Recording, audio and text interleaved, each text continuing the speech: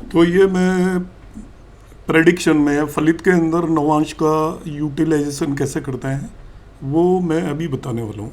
और इसके अंदर वो मैं इस तरीके के सूत्राज आपको बताऊँगा जो कि आपको यूटिलाइज करने ही है यदि आप एस्ट्रोलॉजी करना चाहते हैं, प्रेडिक्शन प्रॉपरली करना चाहते हैं। नवांश एक बहुत ही इम्पोर्टेंट पार्ट और रोल प्ले करता है वैदिक एस्ट्रोलॉजी के अंदर। उसके लिए कहा जाता है कि यदि आप नवांश कुंडली को यूज़ नहीं कर रहे हो तो ऐसा कर रहे हो जैसे कोई लंगड़ा आदमी दौड़ लगा रहा हो, मतलब जिसका एक पैर टूटा हो उसको दौड़ लगाने के लिए कहा जाए तो वो उसकी दौड़ सक्सेसफुल नहीं होगी। इसी तरीके से यदि हम नवांश को प्रॉपरली यूटिलाइज नहीं करेंगे तो आपका जो भी प्रेडिक्शन है वो यूजलेस है। इवन मैं वर्ड बोल रहा हूँ यूजलेस। दूसरा नवांश के लिए कहा जाता है इसे हम रीढ़ की हड्डी बोलते हैं। तो एक व्यक्ति के शरीर में रीढ़ की हड्डी को हटा दिया जाए तो वो आपका अपंग हो जाएगा, कुछ भी काम करने लायक नहीं रहेगा। तो आपके जो बर्थ चार्ट की प्रेडिक्शन को यदि हम बगैर नवांश को यूटिलाइज किए हुए कर रहे हैं तो वो आप एक रीढ़वीन व्यक्ति, मतलब आपकी जो प्रेडिक्शन है उसका कोई भी इम्पोर्टेंस नहीं है, नहीं करने जैसी है। और उसके में कुछ एक जो नवांश के सूत्र आ जाए उसको ध्यान से समझो आप, अभी आपको समझ में आ जाएगा कि जो मैंने दो सेंटेंस बोले हैं वो कितने ज़्यादा सटीक हैं। और आप केवल D1 चार्ट के बेस पर प्रेडिक्शन करते हैं, बर्थ कुंडली के बेस पर, तो आप प्रेडिक्शन बंद ही कर दें। नवांश कुंडली की इंपॉर्टेंस यहाँ पर समझिए। बहुत सारे सूत्र आज मैंने प्रीवियस क्लास में भी समझाए हैं, मगर यहाँ पर जो अभी मैं प्रैक्टिकली इसमें बहुत सारे कंसेप्ट को यहाँ पर अभी क्लियर करूँगा। देखिए, एक श्लोक है आपका बृहदपारसर होरा शास्त्र का, स्वेच्छो नीचांस के दुखी नीचे स्वच्छांश सुखी।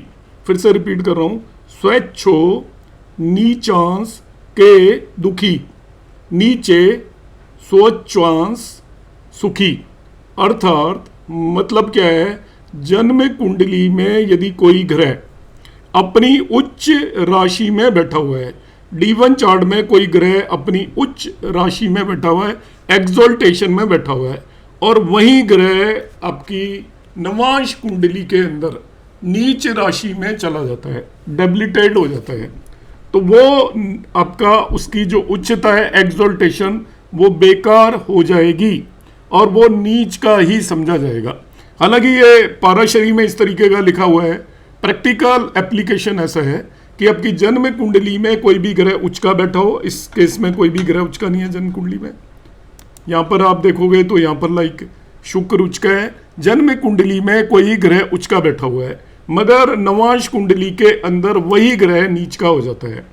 तो आप ये मानकर चलिए वो आपको उच्च जैसे रिजल्ट नहीं देगा। हालांकि बृहदपारसर होरा शास्त्र में पाराशर जी ने तो ये लिखा है वो नीच के जैसा हो जाएगा, इतना बदलाव बता रहे हैं वो। मगर प्रैक्टिकली ये एक्सपीरियंस किया गया है कि यदि D1 में उच्च का है और D9 में नीच का है तो कुछ समय तक आपको ठीक ठाक रिजल्ट मिलेंगे, मगर समय के साथ आगे चल के वो नीच के प्लेनेट की तरह बिहेव करने लग जाएगा और आपको उसके खराब रिजल्ट मिलेंगे। तो यदि आपने नवांश नहीं देखा तो आपकी प्रेडिक्शन पूरी तरीके से देखिए गलत हो गई। इससे उल्टा यदि D1 में कोई भी प्लेनेट आपका नीच का है मगर नवांश कुंडली के अंदर वही प्लेनेट उच्च का हो जाता है, जैसे देखिए यहाँ पर मैं इस पर्टिकुलर कुंडली में बताता हूँ, D1 में जुपिटर नीच का है। अब आप इसकी प्रेडिक्शन दोगे पर्सन की तो आप कहोगे कि भाई ये तो जुपिटर अपनी दशा में नीच का है इसलिए उतने अच्छे रिजल्ट नहीं देगा, खराब रिजल्ट देगा। मगर एक्चुअल में जब आप नवांश में जाते हो तो यही जुपिटर उच्च का हो गया नवांश के अंदर। तो जो नीच का था वो नवांश में उच्च का हो गया, तो शुरू में थोड़ा स्ट्रगल देगा, परेशानियां देगा, मगर फाइनली जो इसके रिजल्ट मिलेंगे वो उच्च के जुपिटर की तरह मिलेंगे। तो जिस व्यक्ति ने केवल D1 कुंडली को देखा उसने कहा कि ये तो नीच के प्लेनेट की दशा आ गई और इसकी दशा खराब जाएगी, मगर जिसने नवांश देखा वो इसके रिजल्ट को बिल्कुल चेंज कर देगा, कहेगा शुरू के कुछ सालों में थोड़ा स्ट्रगल रहेगी मगर समय गुजरने के साथ जुपिटर की दशा के रिजल्ट उच्च के जुपिटर की तरह मिलेंगे। तो ये मैंने आपको एक बहुत ही इंपॉर्टेंट कंसेप्ट है, मैंने आपको श्लोक भी बताया है, उसके बेसिस पर हम यहाँ पर कंसिडर करके चलेंगे। अब बाकी नियमों को बड़े ध्यान से समझें। How Navamsa D9 chart is important in predictions. फलित के अंदर पूरा गेम चेंज हो जाता है। आपको जो दिख रहा है D1 में वैसा कुछ होगा नहीं, फाइनली आप देखिएगा। अभी मैंने नीच और उच्च के प्लेनेट के बारे में बताया कि देखिए नीच का उच्च की तरह बिहेव करने लग गया और उच्च का नीच की तरह बिहेव करने लग गया। जनरली जन्म कुंडली में आपके प्लेनेट या तो शत्रु राशि में होंगे, नीच की राशि में होंगे, मित्र राशि में होंगे, न्यूट्रल राशि में होंगे या उच्च की राशि में होंगे, इस तरीके से होंगे। जब आप नवांश में देखोगे तो अधिकतर प्लैनेट्स में बदलाव हो चुका होगा कि D1 में कोई मित्र राशि में है तो D9 में वो शत्रु में चला गया, D1 में उच्च का है तो D9 में शत्रु में चला गया, तो पूरी तरीके से बदलाव हो जाएगा। तो आपकी पिक्चर कंप्लीटली बदल जाएगी। जो D1 में आपको दिखाई दे रहा है वैसे रिजल्ट मिलने वाले नहीं है जब तक आप नवांश कुंडली को पूरी तरीके से समझते नहीं हो। अब इसका मैं आपको तरीका बताता हूँ। नेक्स्ट, यदि कोई ग्रह एनिमी साइन में हो जिसे हम शत्रु राशि में बोलते हैं, लेकिन नवांश कुंडली में भी वो उसी राशि में चला जाए, जो D1 में वो एनिमी साइन में है तो हम क्या कहेंगे, तो शत्रु राशि में तो अच्छे रिजल्ट नहीं देगा। मगर आपने देखा नवांश के अंदर भी वो उसी राशि में चला गया तो उसे हम बोलते हैं वर्गोत्तम। तो वो अपना स्व क्षेत्र ही समझा जाएगा, ऐसा माना जाएगा कि वो अपनी ही राशि के अंदर बैठा हुआ है और वो आपको अच्छे शुभ फल देने की कैपेबिलिटीज रखेगा। यहाँ पर आप देखिए इस कुंडली के अंदर जो सूर्य है वो आपका शत्रु राशि में मरकरी की राशि के अंदर बैठा हुआ है, और मगर D9 चार्ट के अंदर आप जाकर देखोगे तो वो आपका सूर्य की नहीं, मार्स देखिए, मार्स, माफ कीजिएगा, सूर्य नहीं, मार्स। तो मार्स यहाँ पर शत्रु राशि मरकरी की राशि में, बुध की राशि में बैठा है और यहाँ पर वो स्व राशि का हो गया, मार्स स्व राशि का हो गया। तो देखिए अब ये मार्स आपको अच्छे रिजल्ट देगा, ऐसे रिजल्ट देगा, शुरू में थोड़ा स्ट्रगल होगी मगर बाद में बेहतरीन रिजल्ट देगा। इसको बोलते हैं इंप्रूवमेंट।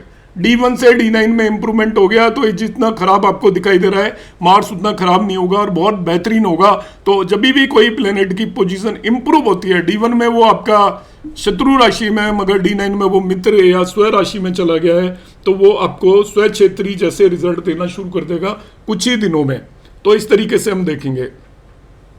इसी तरीके से कोई भी प्लेनेट यदि D1 के अंदर जिस भी राशि में है, सपोज वो नीच का है D1 के अंदर, वर्गोत्तमी हो जाता है स्व राशि में ही D9 में भी, उसी राशि में D9 में भी चला जाता है। जैसे यहाँ पर अब सैटर्न का एग्जांपल देखिए इस व्यक्ति की कुंडली में, ये यहाँ पर नीच का है और D9 में भी सैटर्न आपका उसी राशि के अंदर चला गया।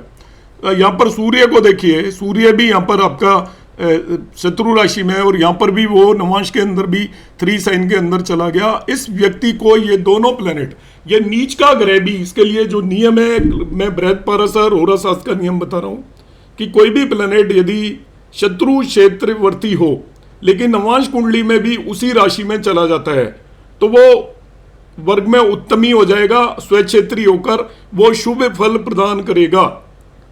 जन्म कुंडली में यदि कोई डेबिलिटेड प्लेनेट हो, नवांश में भी वो डेबिलिटेड में चला गया है, यदि नीच का हो गया है, जन्म कुंडली में भी नीच का है, तो भी वो ग्रह आपका वर्गोत्तम हम उसे कहते हैं और वो आपके बहुत ही अशुभ फल देने की बजाय शुभ फल देने की स्थिति में होगा डेफिनेटली।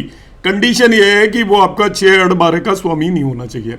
6-8-12 का यदि स्वामी है तो वो 6-8-12 का वर्गोत्तमी हो गया, तो 6-8-12 के वो खराब फलों को भी बली होकर देगा, ये मानकर चलिएगा।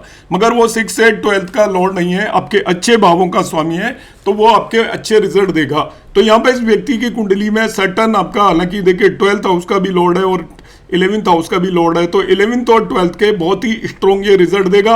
ऐसे रिजल्ट देगा जैसे स्व राशि में है तो सैटर्न की दशा में उसको 11वें भाव के बड़े बली रिजल्ट मिलेंगे और 12वें भाव के भी रिजल्ट मिलेंगे। यदि वो 12th हाउस को यूटिलाइज कर रहा है तो उसको बहुत ही स्ट्रॉन्ग यहाँ पर रिजल्ट मिलने वाले हैं। सूर्य भी इस पर्सन का आप देखिए यहाँ पर वर्गोत्तम है, तो सूर्य हालांकि 6 लॉर्ड है तो 6 लॉर्ड वर्गोत्तम हो गया, तो ये अपनी दशाओं के अंदर इसको डिजीज तो दे सकता है क्योंकि बहुत स्ट्रॉन्ग है, मगर कंपटीशन में सक्सेस देगा डेफिनेटली, स्पोर्ट्स में सक्सेस देगा पक्के तौर पर। तो इस तरीके का इसका यदि कोई डेट वगैरह है वो उधार उतरवा देगा। यदि कोर्ट केस में है तो भी कोर्ट केस में इसकी विक्ट्री हो जाएगी, शत्रु पर भी विक्ट्री पाएगा। हाँ, डिजीज इसको डेफिनेटली मिल जाएगी क्योंकि स्व क्षेत्री की तरह बिहेव कर रहा है तो सन बहुत स्ट्रॉन्ग हो जाता है। स्व क्षेत्री होकर प्लेनेट जनरली अपने भावों के जो खराब रिजल्ट है उन्हें अवॉइड करता है, ध्यान रखना। स्व क्षेत्री होकर बहुत सारे लोग एक कंसेप्ट मानकर चलते हैं कि 6 लॉर्ड यदि छठे भाव में दे गया तो मजबूत हो गया, तो छठे भाव के जो रिजल्ट है वो सभी स्ट्रॉन्ग मिलेंगे। ऐसा माना गया है कि जो बली प्लेनेट होता है वो अपने पर्सन को अपने जो रिजल्ट हैं खुद के भावों के या स्वयं के जो रिजल्ट होते हैं उन्हें वो स्ट्रांगली देता है। हालांकि हाउस की जब उसके पास लॉर्डशिप है तो उस हाउस के रिजल्ट देने की जिम्मेवारी उस पर होती है। तो यदि खराब हाउस का लॉर्ड है तो उसके रिजल्ट आपको खराब भी मिलेंगे क्योंकि वो बली है। मगर एक प्लेनेट जो रिजल्ट देता है, देखिए बली प्लेनेट की क्या इंपॉर्टेंस है। बहुत सारे लोग इसको बहुत गलत तरीके से पढ़ाते हैं और बड़ी बड़ी इंस्टीट्यूट में पढ़ाते हैं, मैंने ऐसा सुना है। मतलब मैं खुद भी पढ़ा हूं तो मैंने देखा है कि वो इसको थोड़ा गलत तरीके से अपने कंसेप्ट से इंटरप्रेट करते हैं और वहां पर गलती कर बैठते हैं। आपको मैं क्लियर करता हूं, ये एक बहुत ही इंपॉर्टेंट कंसेप्ट है, इसको ध्यान से समझिएगा, दिमाग में बिठाइएगा।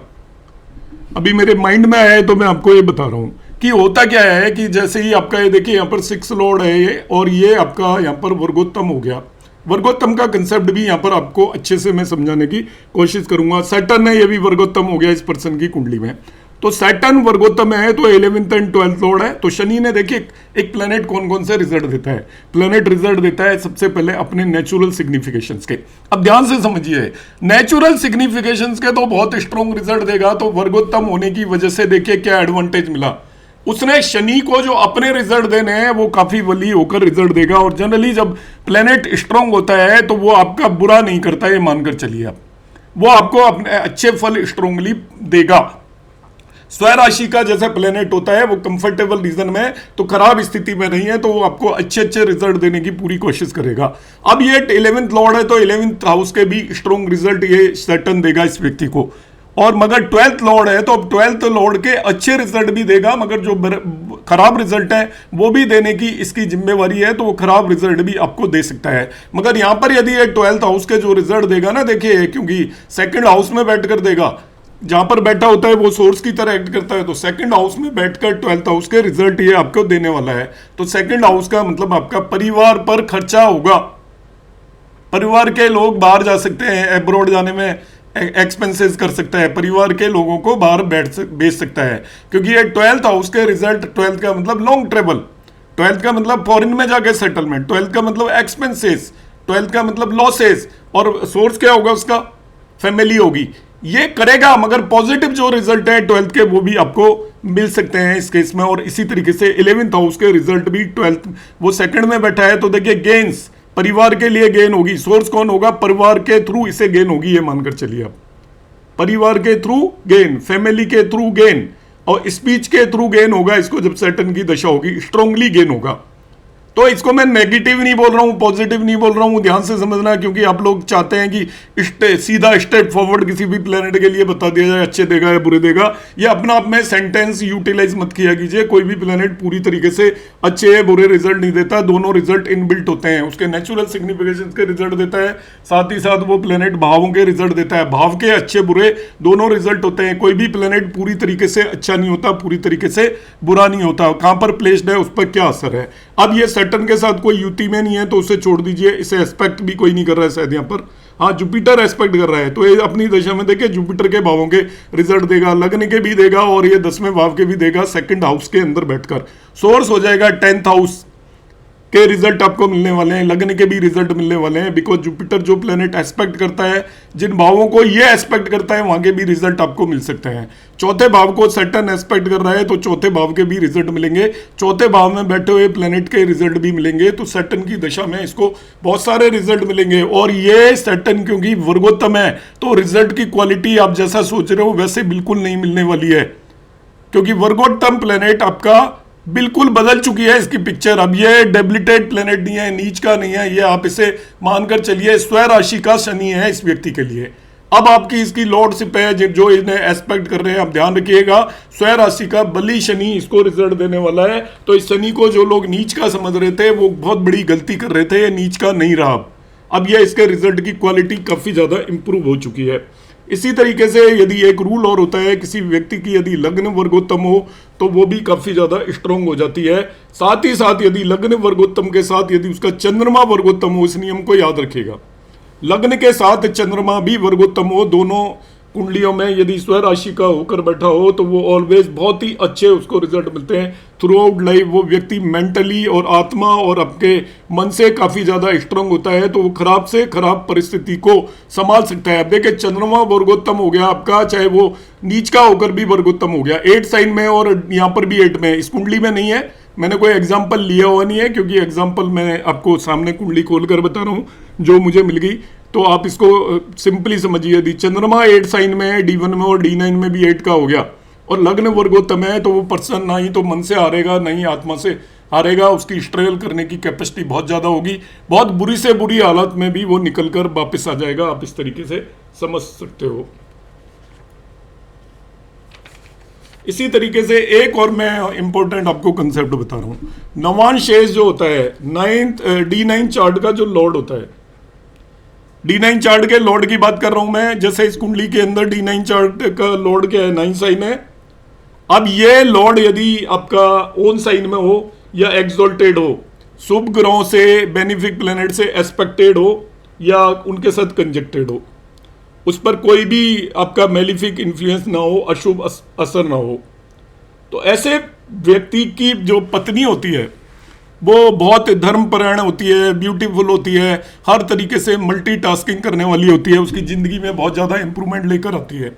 इस व्यक्ति की कुंडली में यदि मैं देखता हूं तो देखिए नवांश शेष जो है, जो नवांश लग्न का लॉर्ड उच्च का होकर बैठा हुआ है, मगर उसके अंदर देखिए 2 प्रॉब्लम है। एक तो वो आपका अष्टम भाव में चला गया, 8th हाउस के अंदर चला गया, और उसको मार्स एस्पेक्ट कर रहा है।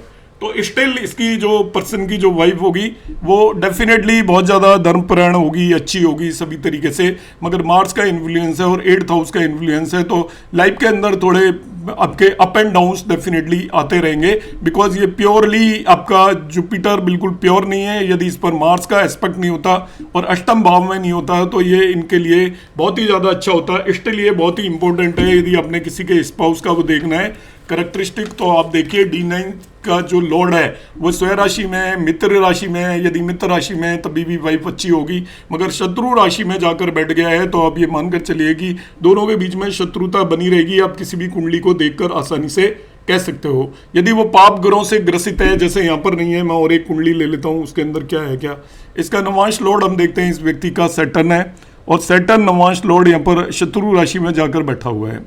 मगर उसके साथ जो प्लेनेट बैठे हुए हैं, एक तो आपका शुक्र बैठा हुआ है और दूसरा प्लेनेट यहाँ पर बैठा हुआ है सूर्य बैठा हुआ है। तो यहाँ पर कोई बहुत बेटर स्थिति नहीं है। एक बेनिफिक प्लेनेट बैठा हुआ है, एक मेलिफिक प्लेनेट बैठा हुआ है। नवांश शेष यदि मैं इसी कुंडली को मानकर चलूँ तो देखिए वीनस तो यहाँ पर वैसे भी बेनिफिक है और ये आपका योग कारक हो गया प्लेनेट, मगर साथ में अष्टम लॉर्ड भी है, तो यहाँ पर डिस्प्यूट भी बने रहेंगे। तो लाइफ मोर एंड लेस आपकी इस तरीके की बनी रहेगी कि उसको बहुत अच्छा भी नहीं कह सकते। एक तो यहाँ पर जो लग्नाधीश है जो इसका D9 का नवांश शेष जिसे एक्चुअली बोलते हैं D9 लॉर्ड, वो आपका शत्रु राशि में है। फिर उस पर आपका 2 तरीके के असर है, मगर यहाँ पर 1 2 3 जुपिटर का भी एस्पेक्ट है, वीनस का भी है, तो 2 नेचुरल बेनिफिक इस पर असर डाल रहे हैं। और एक सन है जो कि क्रूर ग्रह है, खुद ये शत्रु राशि में है। तो ओवरऑल इसकी जो मैरिड लाइफ के अंदर अप एंड डाउन्स होंगे, आप ये मानकर चलिएगा। बहुत स्मूथ नहीं होगी मगर बहुत ज़्यादा खराब भी नहीं होने वाली है। एक तो नवांश है शत्रु राशि में, that is a negative point, मगर उस पर 2 शुभ ग्रहों का असर है और एक अशुभ ग्रह का असर है, तो वो लाइफ गुजर जाएगी ठीक ठाक, हम ऐसा मानकर चलेंगे। अब नवांश कुंडली के अंदर एक चीज और याद रखनी है आपको कि नवांश कुंडली के अंदर जो भी ग्रह बलवान होकर बैठा हो वो आपको नवांश से रिलेटेड बहुत अच्छे आपको रिजल्ट देने वाला है। मतलब उसकी मैरिड लाइफ के अंदर बहुत बेहतरीन रिजल्ट यदि आपको देखने हैं तो नवांश कुंडली को केवल देखिए आप। नवांश कुंडली को कैसे देखेंगे, जैसे इनका जुपिटर नवांश कुंडली में उच्च का होकर बैठा है, अपने और केंद्र स्थान में जाकर बैठा हुआ है, तो ये जुपिटर इनको बहुत बेहतरीन रिजल्ट देने वाला है। नवांश कुंडली के अंदर जो मार्स है ये आपका इनका मित्र राशि के अंदर बैठा हुआ है, जुपिटर की राशि में 12th हाउस के अंदर बैठा हुआ है। तो 12th हाउस में ये मार्स इनका मैरिड लाइफ के अंदर बैड प्लेजर से रिलेटेड सुख इनको देगा, साथ ही साथ एक्सपेंसेस भी इनका डेफिनेटली करवाएगा। इस तरीके से हम मानकर चलेंगे। फिर हम देखते हैं यहाँ पर नवांश कुंडली के अंदर जुपिटर को हमने देखा। नवांश कुंडली के अंदर आप मून को देखिएगा तो मून शनि की राशि में, मून का कोई शत्रु नहीं होता, मगर ये राहु केतु एक्सिस पर है, तो राहु केतु एक्सिस का मतलब ये समझ के चलिए कि इनका जो मन होगा वो आउट ऑफ टर्न सोचेगा। मतलब मैरिज जो करेंगे जिस व्यक्ति से, वो आप ये मानकर चलिए इनकी इंटेंशन ट्रेडिशनल मैरिज करने की नहीं होगी। मैरिज हो भी सकती है, नहीं भी हो सकती है, मगर इनका खुद का इंटरेस्ट ट्रेडिशनल मैरिज का बिल्कुल भी नहीं होगा, आप ऐसा मानकर चलेंगे सर्टेनली। इनको जो सुख मिलेगा यहाँ पर वो 12th हाउस से मिलेगा, मैरिड लाइफ का सुख होगा जो 12th हाउस से होगा, तो क्योंकि जो 4th लॉर्ड है उसका प्लेसमेंट एक्चुअली मैरिड लाइफ का सुख बताता है। इसके अलावा जो इनको आप कोई भी चीज देखना चाहते हो, सपोज हम इनका देखना चाहते हैं कि डिस्प्यूट आपको किसने होना, भाग्य काम करेगा या नहीं करेगा, तो भाग्येश जो है इनका 4th हाउस के अंदर जाकर बैठा हुआ है, शत्रु राशि में बैठा हुआ है, तो मैरिड लाइफ में भाग्य इनका उतना प्रबल काम नहीं करने वाला है, क्योंकि भाग्येश शत्रु राशि में बैठ गया, मगर उसका प्लेसमेंट ठीक है, केंद्र में बैठा हुआ है, इसलिए वो मोर एंड लेस बहुत ज्यादा खराब भी नहीं होगा, मगर वो इनका भाग्य मैरिड लाइफ में बहुत ज्यादा काम नहीं करेगा। इस तरीके से हम देख सकते हैं। तो मेनली जो हमने यहाँ पर कंसेप्ट देखा है, ये तो मैरिड से रिलेटेड तो मैं आगे की क्लास में बात करूंगा आपसे। अभी जो मेरा आज बताने का जो कंसेप्ट था कि हम किसी भी प्लेनेट को किस तरीके से देख सकते हैं, हर एक प्लेनेट के बारे में आप समझ सकते हो कि उसकी दशा और अंतर्दशा किस तरीके की जाने वाली है, वो इंप्रूव हुआ है या नहीं हुआ है, और पूरी तरीके से आपका जो D1 चार्ट का जो भी आपने परसेप्शन बनाया था वो 100% इसमें बदल चुका होगा जब आप नवांश कुंडली के बेस पर उस प्लेनेट की दशा और अंतर्दशा या ओवरऑल रिजल्ट को देखेंगे। क्योंकि प्लेनेट केवल लॉर्डशिप के रिजल्ट नहीं देता है, ये ध्यान रखना, वो अपने नेचुरल सिग्निफिकेशंस के रिजल्ट देता है, हम अक्सर उन्हें भूल जाते हैं। तब हम ये देख लेते हैं कि वो वर्गोत्तम हो गया तो वो लॉर्डशिप के खराब रिजल्ट दे रहा है। आपने कई क्लासिक्स या बुक्स में पढ़ा होगा कि वर्गोत्तम प्लेनेट अच्छे रिजल्ट देता है। उसका रीजन ये है, अच्छे रिजल्ट देता है कहना पूरी तरीके से सही नहीं है, अपने सिग्निफिकेशंस के वो अच्छे रिजल्ट देगा, ये आप मान लीजिए। वर्गोत्तम प्लेनेट सेल्फ सिग्निफिकेशंस के अच्छे रिजल्ट देगा, कंडीशन ये है कि वो पूरी तरीके से पीड़ित भी नहीं होना चाहिए। क्योंकि रिजल्ट कैसे होंगे इसको पढ़ने के लिए हमें काफी डिटेल में जाना पड़ता है, कोई एक सेंटेंस से रिजल्ट नहीं बताए जा सकते। मगर वर्गोत्तम प्लेनेट को आप ऐसे समझिए स्वयं राशि का बैठा हुआ है। अब इतना बार सोच लीजिए कि वो स्वयं राशि का आपको नजर आने लग जाए, इसके बाद उसमें एफ्लिक्शन वगैरह यदि है, वो खराब हाउसेज का लॉर्ड है, मगर ये ध्यान रखना वो खराब हाउसेज का लॉर्ड भी यदि बली होता है तो वो अपने जो सिग्निफिकेशन का रिजल्ट अच्छे देता है। इसलिए हम जब हमसे कोई पूछता है कि जी ये वर्गोत्तम है, कैसे रिजल्ट देगा, तो कैसे रिजल्ट का ज्योतिष में कोई आंसर नहीं हो सकता। कैसे रिजल्ट पता चलते हैं प्लेनेट की कंडीशन पर, लॉर्डशिप पर, उसकी कंडीशन कैसी है। कंडीशन में बहुत सारे फैक्टर्स आते हैं। कंडीशन में फैक्टर यह भी आता है कि उसे कौन कौन प्लेनेट एस्पेक्ट कर रहे हैं, वो किन किन के साथ युति में है, किस भाव के अंदर बैठा हुआ है, क्योंकि सोर्स वो बन जाता है। जो भी रिजल्ट देगा वो भाव सोर्स बनेगा। अब उसने अपने नेचुरल सिग्निफिकेशन का रिजल्ट देना है, मगर सोर्स उसका 8वां भाव हो गया। सपोज संतान का कारक है जुपिटर, तो संतान से रिलेटेड रिजल्ट देगा वो जुपिटर अपनी दशा में, मगर सोर्स 8वां भाव हो गया, तो 8वां भाव का मतलब वो संतान से रिलेटेड रिजल्ट बगैर ट्रबल के नहीं देगा, आपको परेशानियां देगा। तो संतान से रिलेटेड उसको रिजल्ट मिले, मगर क्योंकि उसका सोर्स 8वां भाव है इसलिए वो परेशानियां भी देगा। अब आप कहेंगे वो वर्गोत्तम है तो वो स्ट्रांगली आपको रिजल्ट देगा, तो परेशानियां भी स्ट्रांगली देगा।